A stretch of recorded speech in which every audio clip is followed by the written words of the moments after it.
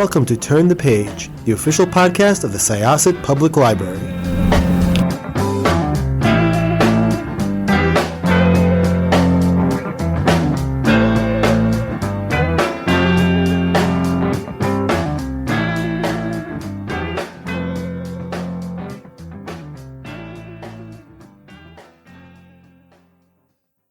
This is Jessica with Syosset Library's Turn the Page podcast, and our guest today is... Hi, I'm Mary Adkins, author of Palm Beach. Welcome to Syosset, New York. Are you actually on the East Coast? Do you live in that area? I did for a long time, but moved to Nashville. So now I'm in Nashville. So you're still on the East Coast. You're still in the South, but not where the book takes place. Right. So Palm Beach was one of those books that when I was watching book buzzes and just seeing what was coming up, immediately I knew I had to read it and reach out to the author, because I am extremely well acquainted with that area. My grandparents had owned a condo on the Intercoastal right between Lake Worth and just this little strip of island that is like part of Palm Beach as well. And I'd been going down there since I was 6 months old. Oh, wow. And I sort of watched the evolution of it from the area that you discuss where Rebecca and Mickey are living being non-existent to all of a sudden there being these high rises and these streets where things are happening. So it was wonderfully interesting to see a book take place in that area. Cool. Oh, I love that. I haven't really talked to anyone yet who has spent as much time there as you have. So that's really cool to hear. And what's interesting is when we started going down there as a family, there wasn't a lot. There weren't really like a ton of restaurants. There were a few places you could go. There was Worth Avenue where my family would like to stroll. But of course, everything was so exorbitantly priced. It was basically another world. So it was like a people watching experiment for us. And slowly but surely, the area just started to change. And the whole strip kind of heading from where I know to Worth Avenue, I should say, was lined with these mansions where you could not imagine how anyone could possibly afford to live in these places. And you'd find out they didn't even live there year round. So reading this book was, in a way, it felt very real to me, because Rebecca and Mickey are dropped into this world. So please tell the audience the plot of the book and just sort of how you came up with the idea. Sure. So the story opens in Florida, in Palm Beach, where this young couple, Mickey and Rebecca, both in their 30s, have just moved from New York. And they've moved because they were living in New York for a long time. She's freelance writing, he's an actor. And so they're struggling to make ends meet, in the way that that working artists do, especially when they're living in such an expensive city. And they had found some success for sure, but that doesn't mean not struggling. Like Mickey had spent a lot of his time catering when he wasn't acting, and they just had a baby. So, and that really had changed the terms for them right before the book opens, because, now they have this, they have a dependent, they have somebody to take care of and to pay for. And so when Mickey gets offered this job running an estate for one of the clients that he caters for, he's offered running this estate in Palm Beach. He can't really turn it down because it's a salaried position. They get to just have financial stability for the first time. They can have warmer weather, live in a place with warmer weather with their baby. So they move. And that's really where the novel opens, is with they've just relocated to this city and have a baby, and Mickey is running this estate. And from there, it unfolds as Mickey is poached by another family, by an even wealthier family, to run their nearby estate.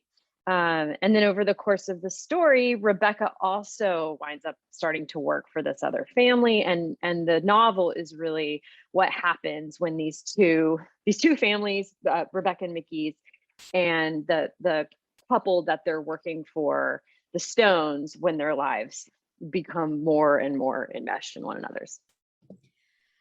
The money that was thrown around for doing things was nuts. And that kind of makes me think about just that area in general.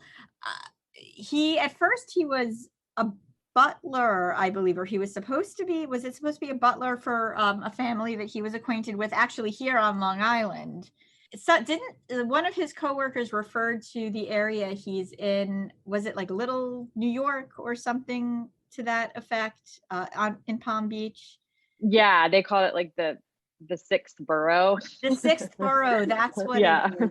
And certainly there are a lot of New York transplants down there. And especially one thing that I'd always found interesting is the evolution of pizza down there went from it being kind of gross to all of a sudden you'd meet all of these people who decided they were going to open a New York style pizza place in Florida, and they're from here and they brought their techniques, and now some of my favorite pizza exists in that area.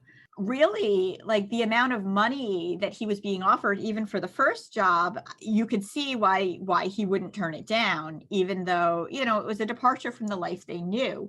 One of the things that I really loved, and it was like just this first little touch to how the story was going to go, and I don't want to give much away, but I just thought it really brings up what the story kind of delves into, is that Rebecca is sort of an activist, or she has principles, is sort of maybe a little bit more accurate than being full-on activist. She has principles about where she wants to spend her money.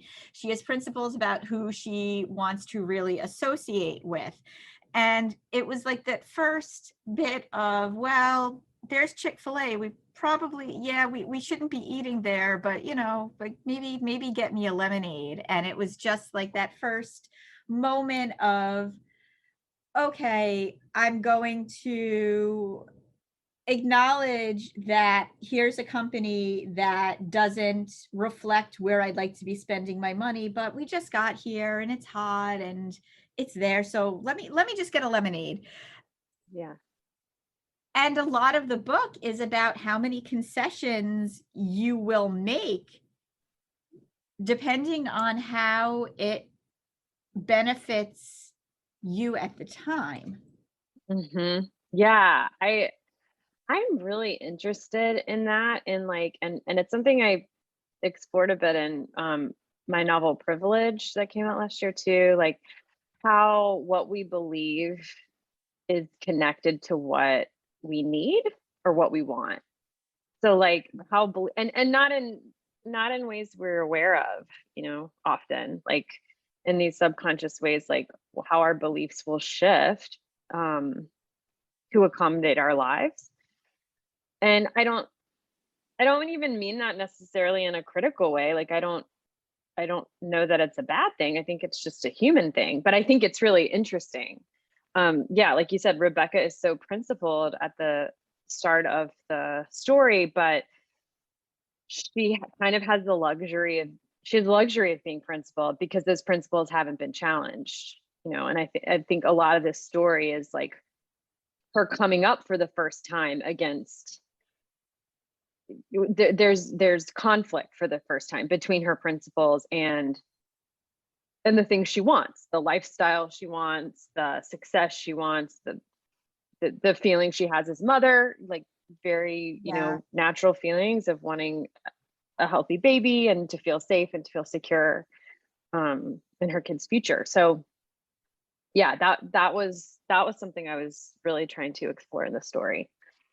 Yeah, it was great. And then, which was sort of touched upon and is hinted upon in the description of the book, it doesn't even just become what she wants. It becomes something that she needs. There comes a point where it's not just, oh, am I shirking my principles for comfort or for things? It becomes a situation where she really needs to decide what she's going to do, because it is going to impact somebody very strongly in her life. And Yeah. the thing that I thought was very interesting is, so her husband is immediately poached by another gentleman who offers him even more money than he was getting to like clean a boat at his former employer's house. And he finds out that, this guy is a little bit more demanding, and his wife is supposedly quirkier and has more of a temperamental attitude even. But the money is like, you can't even turn it down. And he's probably not even going to take no for an answer. Like, if he said no, I didn't get the impression that Cecil would have accepted that. Yeah. So, but then his wife was just this very interesting character who decides Rebecca's going to write her memoirs for her, ghostwrite her memoirs. Were they based on people that you knew, or was it just sort of a big amalgam of people who lived down there? Yeah, that's such a good question. So one inspiration for this book, or a big inspiration for this book, is I live in Nashville now, but I lived in New York for like 15 years before this, and met my husband in 2013. And I was trying to launch a career as a writer, and he was an actor and a singer. And all of his friends, who quickly became my group of friends too, were also actors. And as actors, I didn't know this until I had this group of friends, but like as actors, they cater like between gigs. That's just like the work that most actors in New York, or many actors in New York, are doing. And so I was suddenly immersed in this New York catering world, but as an observer, like just truly like our group of friends, that we lived in the same apartment building. They were all around. It was a little bit like the show Friends, but everybody was always coming back from catering gigs and telling catering stories. It was like catering stories. And I was like working on different projects at the time, and years passed, but like over the years, I just more and more, I thought like, this is just such an interesting and rich area in which to set a story.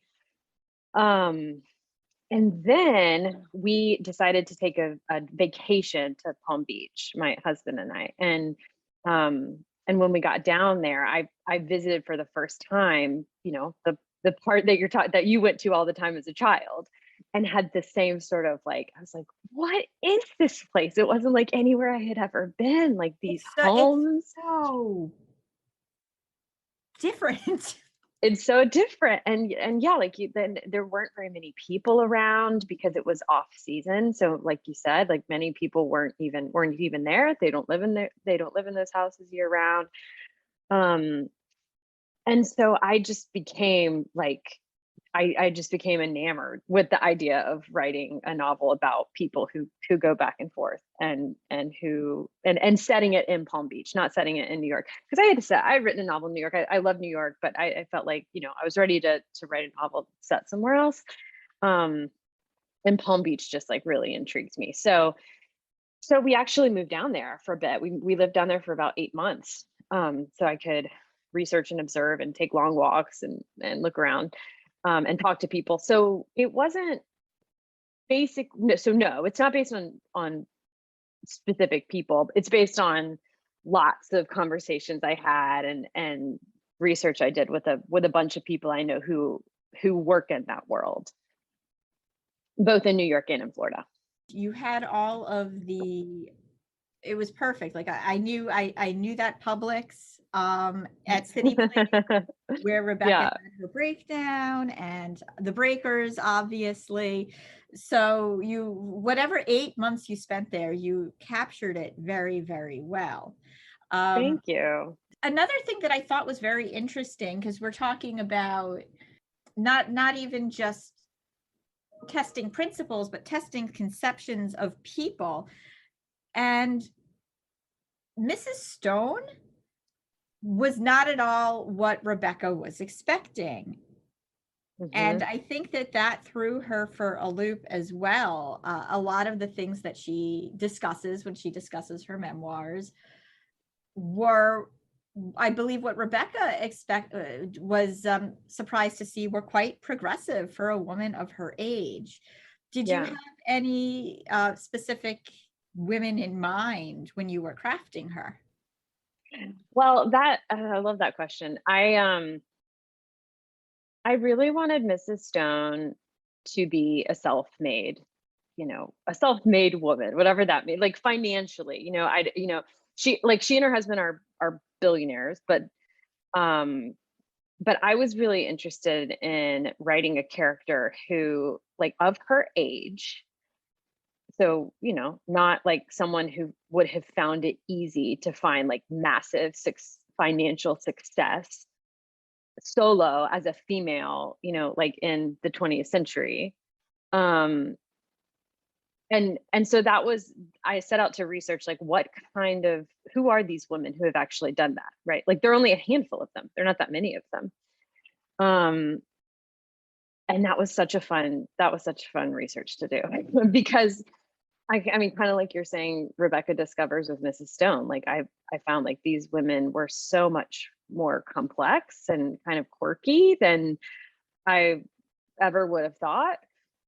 And had like pretty specific political opinions and would like get involved in politics and then change their mind. I mean, there's just like a lot of interesting stuff I wanted to read. Like, I could have read endlessly about them. So Mrs. Stone, I mean, much like, like I said, not based on specific people. She's not based on any one of these women billionaires, but more just like the sense that I got in reading about them, like who these people are. And I'm glad you said that, because I did want to create, I had that experience of being kind of like repeatedly surprised as I was learning about them. And I wanted to recreate that experience that Rebecca was having too. Like, she thinks she knows this woman and then she finds out something new, and it's like, oh, this person is a lot more complicated than I realized.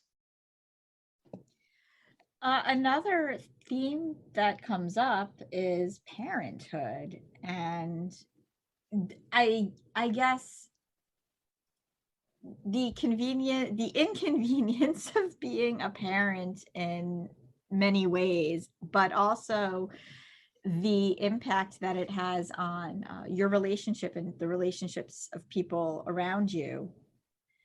Yeah, I liked that.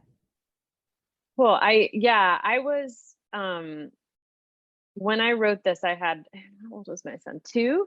So I was really coming out of like new motherhood. I mean, I was still in new motherhood, but I was coming out of like mothering an infant. So it was all really fresh in my mind, like the feelings and the trying to balance, like as a working mom, trying to balance work and parenting. And so I had a lot of personal experience to draw on there in writing Rebecca's struggle. And Rebecca in the book is not like the way that she's dealing with being a new parent. It's still very different than the way I dealt with it. Like, Rebecca and I have really different personalities. I'm not as principled, but so she's more kind of like, she's kind of part me and part other mothers I've known. Like, I think I noticed when I was right after I had a baby, there were kind of two kinds of parents, particularly moms, like ones who were kind of comfortable, like leaving their newborn pretty early on, and then those who like really weren't, like they just didn't want to leave their child with anyone.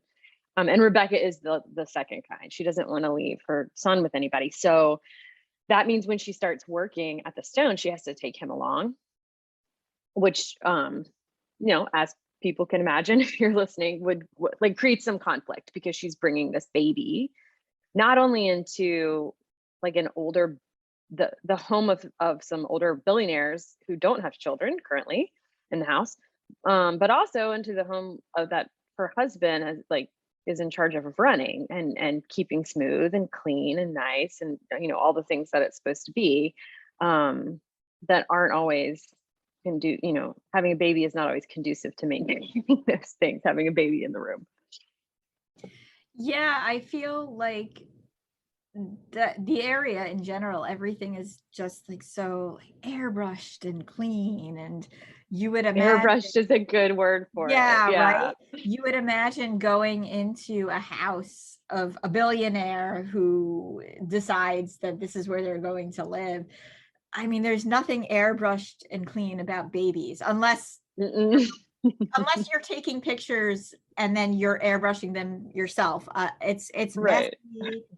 There's a lot of crying, sometimes from the parents.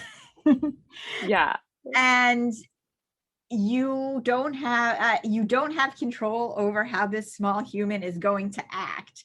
So the anxiety, Mickey's anxiety in particular, I sort of got, because he wants to make a good impression on these people that are paying him an exorbitant amount of money to work for them, and he knows they're touchy. And it was almost like Rebecca, her opportunity sort of invaded that and put him at odds with his own job. Yeah. Yeah, exactly. And that really interested me too. I mean, it's about parenthood, but it's also about marriage, and I think probably any married couple that's like wound up working in the same workspace, I would imagine, has had like that creates new issues in the relationship that need to be, I mean, they may not be huge issues, but like things that need to be dynamics that need to be managed. And that's exactly what happens here. Like they've never worked in the same space before. They're a close couple, they get along really well. Like their relationship is fine. But then they've never had to like not only work in the same place, but not be on the same team. Like they don't have the same goals in the same place. Like his goal is to make things, like you said, smooth and airbrushed. Her goal is to do what she does, which is right. And also, so she doesn't really care if the baby's there. She doesn't really care if the baby's crying, because that doesn't matter to her, but it matters to him. So they have to navigate that. It was refreshing to see the story go in that direction, and not in a direction I think that a lot of these stories go in, where you automatically think the husband is going to be tempted by whoever is laying out the towels on the pool. It was not like that. It was just a really good layered story about marriage, about privilege, about principles, about everything. And I can tell you, I know a lot of people are going to really enjoy reading it, especially in this area where people do still go to the 6th borough for vacation or other activities. Yeah. Well, cool. Thank you for saying that. I hope people love the book. And the 6th borough remark was actually made. So when we were living in Palm Beach for those 8 months, I was researching, I was flying back and forth to New York a bit, just for work or to see friends. And I landed one day and was just chatting with my cab driver coming home from LaGuardia, and was telling him that I had flown from Palm Beach, and he said, "Oh, the 6th borough." Yeah. That was from my cab driver. Great. I mean, that's gold right there. So before we sign off, out of curiosity, when you spent your 8 months down there, did you have a favorite spot, a favorite restaurant? Oh yeah, I loved, so I loved, we loved a restaurant called Avo, like avocado. I don't know if I don't know how new it is, but we loved going there. And then there was a little French bakery actually in the building where we were living in West Palm, not on Palm Beach, but in West Palm. And the bakery was called Loic, and it is amazing. It's a adorable little French pastry shop. And then I just loved walking around. I mean, I would stroll my son over the bridge every day, much like Rebecca does in the book, and just walk around, walk to the water, walk around the island. Where the people are fishing over the side of the bridge. Yeah. Yeah. I have to ask, by chance, did you have breakfast at John G's while you were down there? No. Ooh, it's good. If you ever have next time. If you ever have reason to go down there again, John G's in Malapan, their cinnamon nut French toast, provided you're not allergic to nuts. No. Their cinnamon nut their cinnamon almond French toast and their hash browns are like nothing I have ever tasted in my life. And I have not been down there in 6 years, and I still dream about how good about it. Yeah. Amazing. Oh, cool. I'm sure I'll get back down there at some point. So thanks. I'm bummed I didn't check it out before. So are you working on a new book now?